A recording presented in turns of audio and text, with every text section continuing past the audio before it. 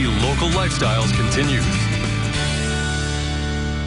Wow, the view is so much better from this side of the couch. I've never been a guest on my own show. You are today. We're turning the tables. We're doing this morning because Angie, you got a program to promote, and it's really, I think, a very important program. It's called Blue Christmas Services. Right. You're a part of this with your church, and could you tell us a few things about this? We started this with Pastor Roberta Meyer from Grace and Peace several years ago because we're aware that while we're having a big time with the holidays and it's all bells and music and gifts, for a lot of people this time of year is a tragic turn of events. The joy of the season highlights the pain of personal loss. And it's not just the loss of a loved one, it can be a job loss, the breakup of a friendship, a move, depression, any number of things that really trigger the season triggers. So what we do at Grace and Peace and Fresh Air is to offer these services, and they're very quiet, they're very personal, and if you need to cry, you can cry, whatever happens. So it's not preachy, it's just really being present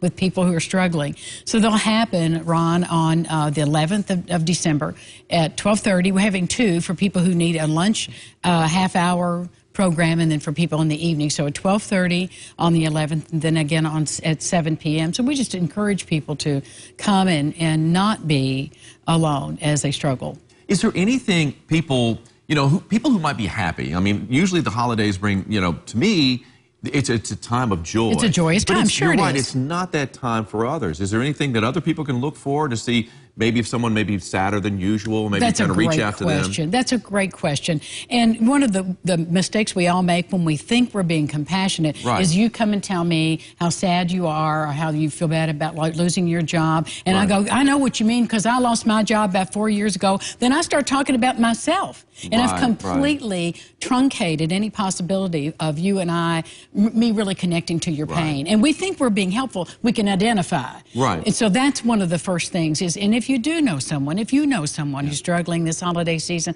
please let them know about these services and throughout the year to not struggle alone, to reach out to pastors and friends and compassionate people who can walk with you in this, what seems like eternal darkness. So. Okay, this is coming up next Tuesday, December 11th at 12:30 in the afternoon and 7 o'clock in the evening. Again, that's Grace and Peace in Fresh Air, and it's on South Bakey in Evansville. 200 South Bakey. There you go. Thank you. Angie, thank you so much.